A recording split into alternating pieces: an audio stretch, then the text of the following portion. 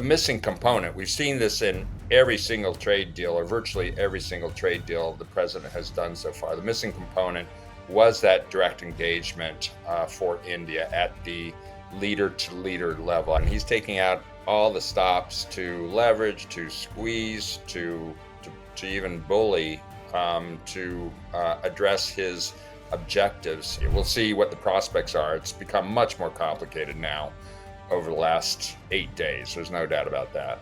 The president has made claims with many of these other countries that the other country is completely opening up its trade, is reducing tariffs to zero, is getting rid of all non-tariff barriers.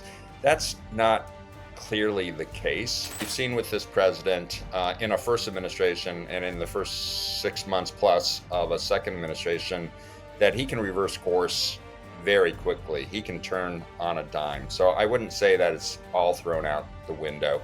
There's 21 days now, or 20 days now, to reach some kind of resolution.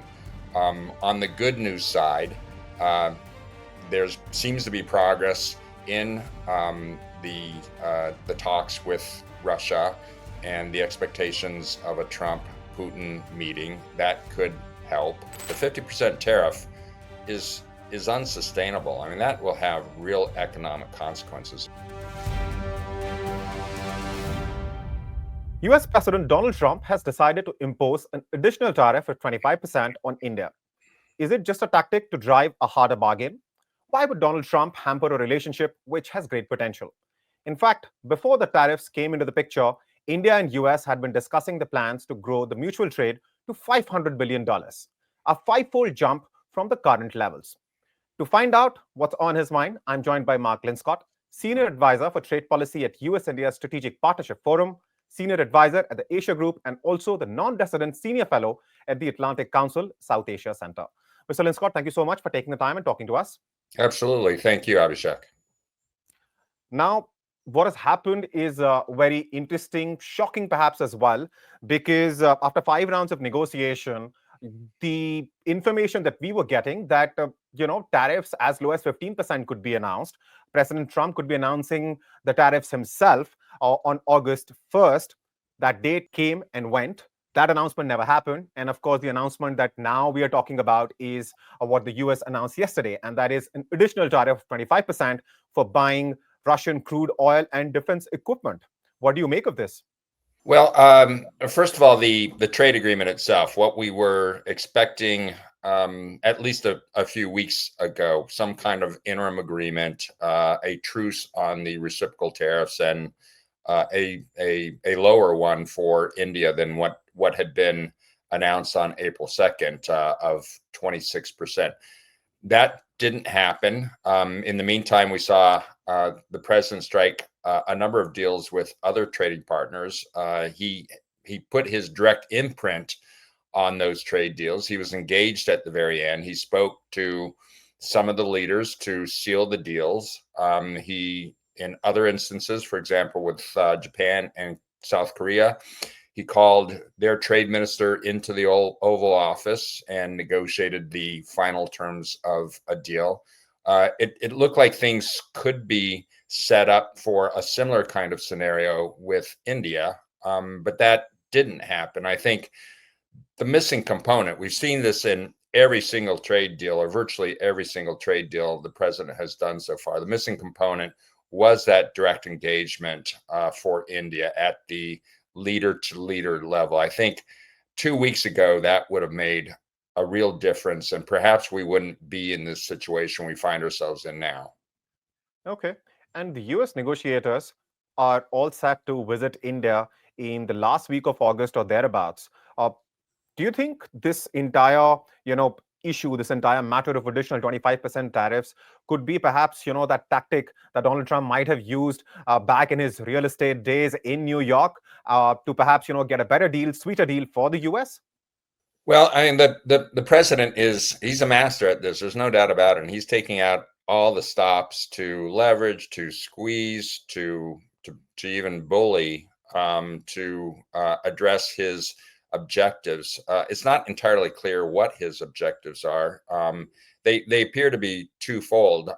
He now bringing the Russian oil purchases into the equation. It seems clear that he's trying to leverage to make progress on the Russia-Ukraine conflict.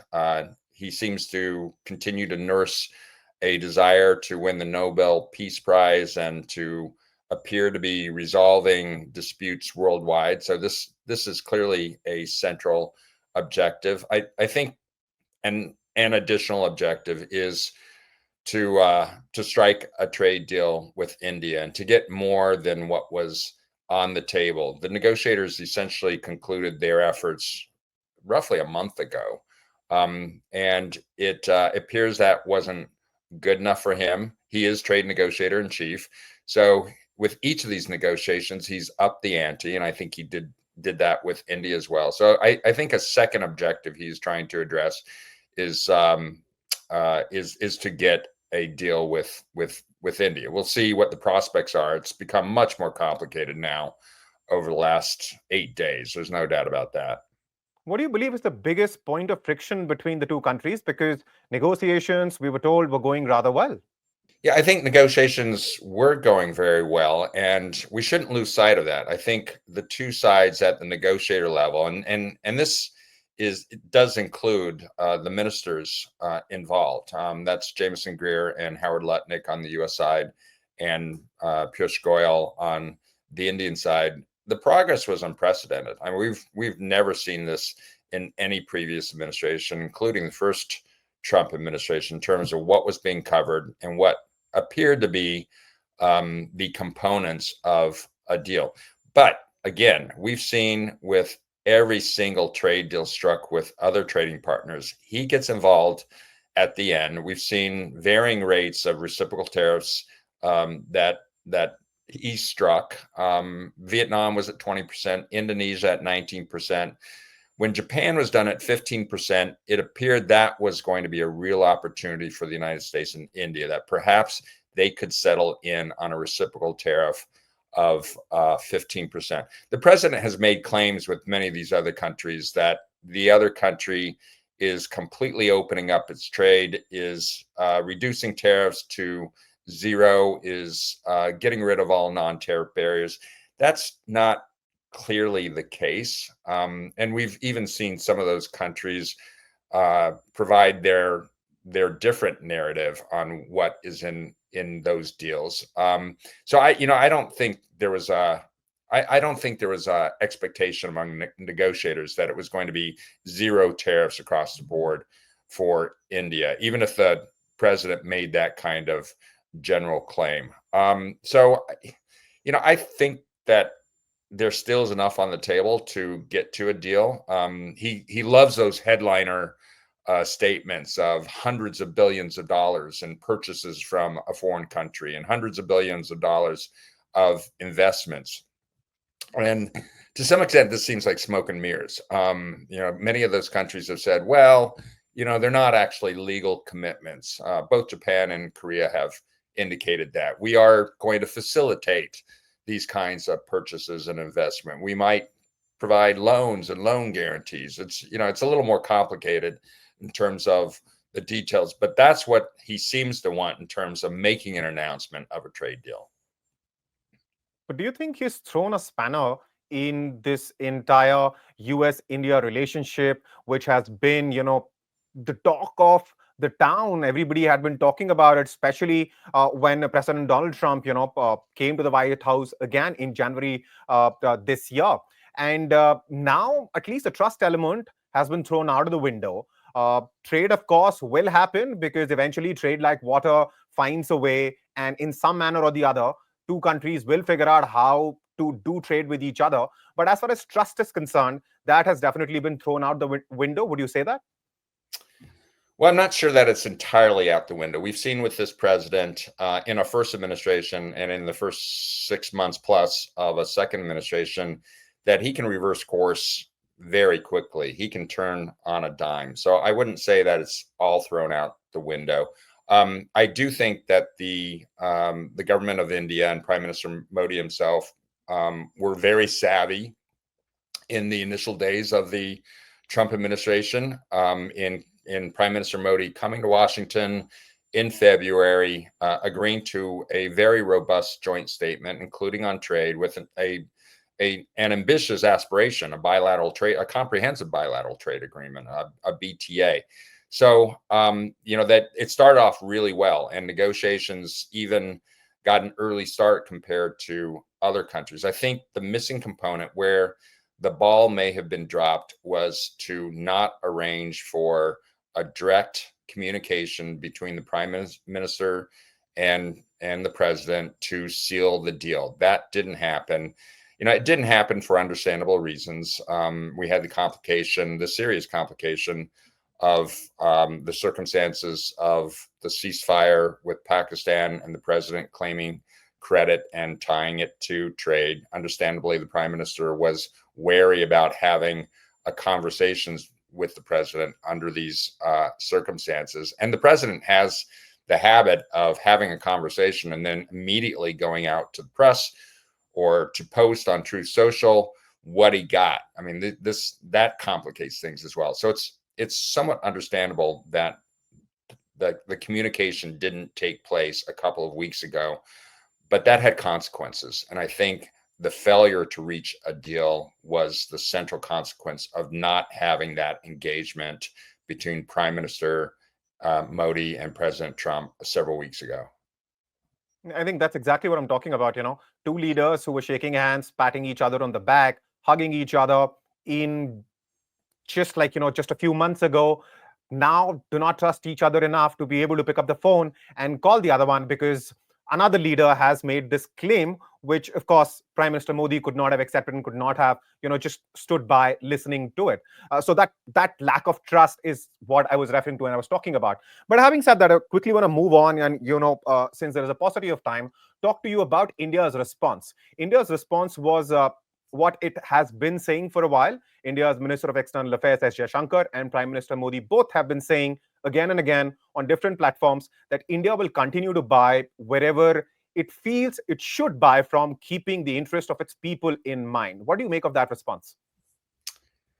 Well, I mean, it reflects a position of the government, of the Modi government, on its sovereignty, its multipolar diplomacy.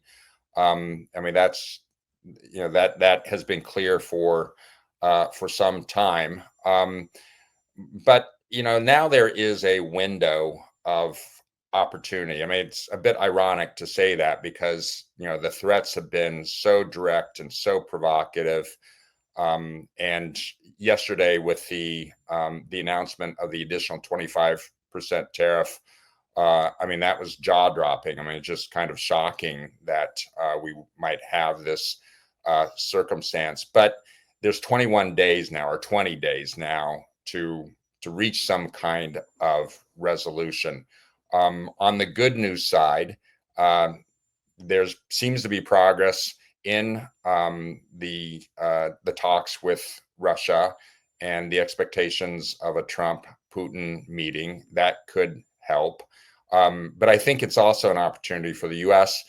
and India at top levels, whether through quiet diplomacy or direct engagement between President Trump and Prime Minister Modi, to talk about what might be a plan going forward, what might be a transition in terms of oil purchases. I really believe that with creative thinking and creative diplomacy, there is a compromise here someplace. And the consequences of not finding the compromise are pretty serious. A 50% tariff is unsustainable. I mean, that will have real economic consequences. There's just no way to avoid that unless there is some kind of a deal, some kind of understanding on what to do about the purchases of Russian oil and what kind of a trade deal could they strike.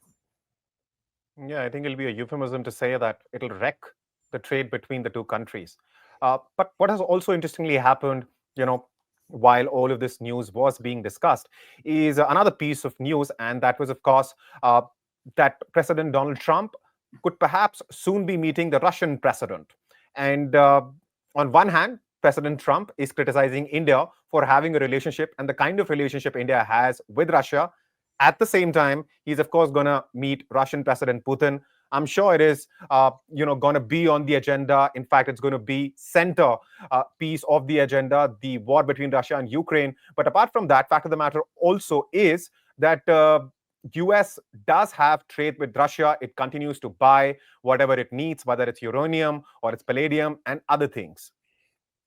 Yeah, and I frankly don't know at an expert level the details of some of that, but it's clear that a meeting between Putin and Trump will centrally deal with the conflict in Ukraine. I mean, the president has again, he's reversed course in terms of his position on that, but he's expressed a high degree of outrage on the continued bombing in Ukraine. So that will be the central topic. And this isn't just an ordinary summit. It's clearly to put pressure on Putin to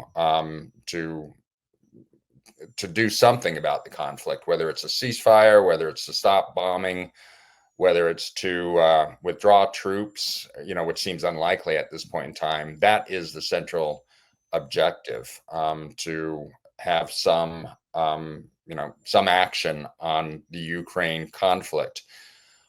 So, in that context, we see the tariffs announced against India, and I think that there is room for a compromise between the two sides. I hope that can be the case. Right. And an argument is being made that President Trump's actions are bringing the BRICS countries even more together.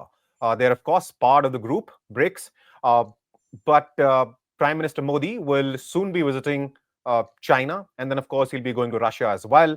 India's national security advisor was in Russia yesterday, and so there is diversification which is being discussed, in BRICS countries, diversifying trade away from U.S., not counting on U.S. so much. Again, the lack of trust situation, which we're talking about earlier. Well, I mean, you are absolutely right. You noted it earlier that increasingly there's a lack of trust, and it makes it very hard to put things back together and get back on the right course. There's no doubt about that. I hope the BRICS nations will proceed carefully. I mean, the U.S. market is still very important for many of these countries. It certainly is very important for India. It's close to 20% of India's exports. I mean, to have a situation in which that trade substantially stops would have some real economic consequences. The BRICS have been around for a long time. They meet at the leader level every year or so. They have joint statements. It's not clear what they accomplish. They've never really accomplished much on trade. So I've always been skeptical about what the BRICS can do on trade. Certainly this presidency, this administration, I think has accelerated discussions about what should be done among the BRICS nations on trade. But I think there should be caution because the president reacts and he's threatened 10% tariffs. I don't know that he's ready to follow through, but if there's new provocative action among the BRICS countries, which would be counterproductive because I don't think they're ready to establish a new trade regime among themselves. But even statements from the BRICS nations that they are becoming anti-trade with the United States will prompt a reaction from him. It always prompts a reaction. And I don't think that's in the interest of any of the BRICS nations at this point in time. Well, that might not be the case, but wouldn't you say he will have himself to blame? Because if he wants to take the world back to a place, back to an era where MFNs were strategic partners, where WTO did not matter, then, well, people and countries will try to figure out a way. Yeah, no, I think that's the case. And just to be clear, MFN's been dead for, I mean, certainly in this administration. I mean, it's the last nail in the coffin in many respects for MFN. But in terms of the demise of the WTO, the decreasing relevancy of the WTO, that's been going on for a decade plus. That goes back even before the first Trump administration. And I've written about this. I think a central reason for that was that efforts to negotiate equalization of tariffs, broadly equalization of tariffs, with some countries and some major developing countries having very high tariffs compared to very low tariffs in the United States. Those negotiations never got traction. They were an utter failure. And that is one reason, a central reason, why the WTO has lost relevancy over the time. And it's a root of many of the grievances that President Trump is expressing. He's incredibly destructive about it, and that's unfortunate. But these roots were around since at least 2013, 2014. I mean, this goes back some time. All right, my last question to you, Mr. Linscott, and that is, what is the best case scenario? What is your best hope, or what you are really hopeful of will be the outcome of, of course, the negotiations, which are going to continue, and, a couple of weeks after, when, of course, we'll actually find out what will be the way forward in terms of the tariffs that we've been talking about? Well, I will always be eternally half glass full with this relationship and this trade relationship. I've been now a longtime cheerleader for the two to make progress on the bilateral trade front. Best case scenario over the next 20 days is to pick up the phone, to have some important diplomacy and reach a deal that would cover both the purchases of oil from Russia, some understanding related to that, so that the 25% tariffs will go away for that situation, and also a trade deal along the lines of what was done with Japan, Korea, EU, which could mitigate the reciprocal tariff. It could go from 25% to 15%. That would be a much better situation. I hope that is what happens, and that's again best case scenario. I wouldn't predict what the prospects for that are, but that is, that's the ultimate objective, I think. Mr. Linscott, thank you so much for taking the time and talking to us. Since there was a paucity of time, we could only talk for so long. But on the next occasion, I intend to and would like to speak to you for much longer. But a pleasure as always. Thank you. Thanks so much, Abhishek. I appreciate that.